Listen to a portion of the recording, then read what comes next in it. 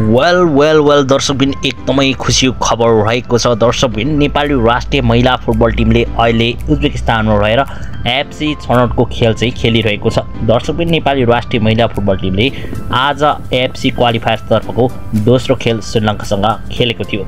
श्रीलङ्कासँगको खेलमा नेपाली राष्ट्रिय टिमले आज 8-0 को फराकिलो जित निकालेको छ।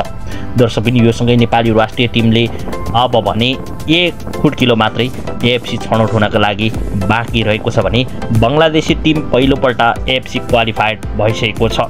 यो सँगै दर्शकबिन दक्षिण एसियाकै राष्ट्र भारतले पनि आज इराकसँग 5-0 को जित निकालेको छ भने दर्शकबिन एकदमै खुसीको कुरा यो रहेको छ कि बङ्गलादेशी महिला फुटबल टिम पहिलोपल्ट एसियन छनौट भइसकेको छ। यो एकदमै खुसीको खबर रहेको छ। दर्शकबिन आज भएको नेपाली राष्ट्रिय महिला फुटबल टिमकै कुरा गर्ने भने एकदमै शानदार राष्ट्रिय महिला फुटबल टिमले खेल खेलेको थियो र भर्खरै मात्रै सम्पन्न भएको लाओस र उज्बेकिस्तानको खेलमा लाओसलाई उज्बेकिस्तानले 7-0 को जित निकालेको छ। जसको कारणले गर्दाखेरि चाहिँ नेपाली राष्ट्रिय महिला फुटबल टिमसँगै उज्बेकिस्तानको गोलको कुरा गर्ने भने चाहिँ बराबर गोल भएको छ। नेपाली राष्ट्रिय महिला फुटबल टिमले लाओसलाई 9-0 ले पराजित गरेको थियो भने आज उज्बेकिस्तानले लाओसलाई 7-0 ले पराजित गरेको छ।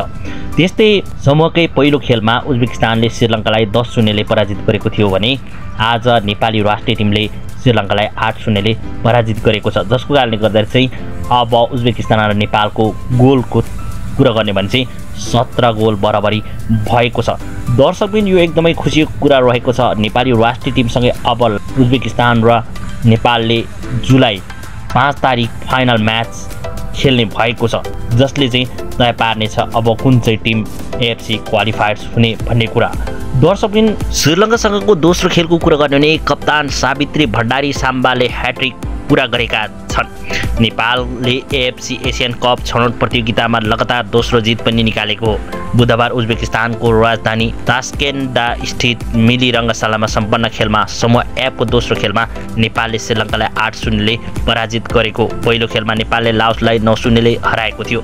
नेपालको जितमा सावित्रा बाहेक गीता राणाले 2 गोल गरिन्। निशा ठक्कर, रेखा पौडेल र पूजा राणाले 1-1 समान गोल पनि गरेका थिए। दर्शकबिन यो एकदमै खुसीको कुरा रहेको छ। यो सँगै बङ्गलादेशी महिला फुटबल टिम पहिलोपल्ट एफसी छनौट भएको छ। यो एकदमै खुसीको कुरा रहेको छ। बङ्गलादेशी महिला फुटबल टिमले आज आफूभन्दा 73 स्थान माथि रहेको म्यानमार जस्तो टिमलाई हराएर पहिलोपल्ट बङ्गलादेशी महिला फुटबल टिम एसियन छनौट भएको छ। दर्शकबिन बङ्गलादेशी महिला फुटबल टिमको लागि 2 गोल ऋतु पूर्ण चकमाले गरेका थिए। दर्शकबिन ऋतु पूर्ण चकमाको जति नै तारिफ गरे पनि अपुरो नै छ, किनभने ऋतु पूर्ण चकमा तिनै खेलाडी हुन् जसले चाहिँ गत संस्करणको साफ महिला च्याम्पियनसिपमा नेपाली महिला फुटबल टिमसँग महत्त्वपूर्ण गोल गरेर साफ च्याम्पियन बङ्गलादेशी टिमलाई जिताएका थिए भने यो पल्ट पूर्ण एकपटक एफसी क्वालिफायर्समा महत्त्वपूर्ण गोल गर्दै अन्ततः आफ्नो महिला फुटबल टिमलाई एसियन कपमा पुर्याउन सफल भएको छ।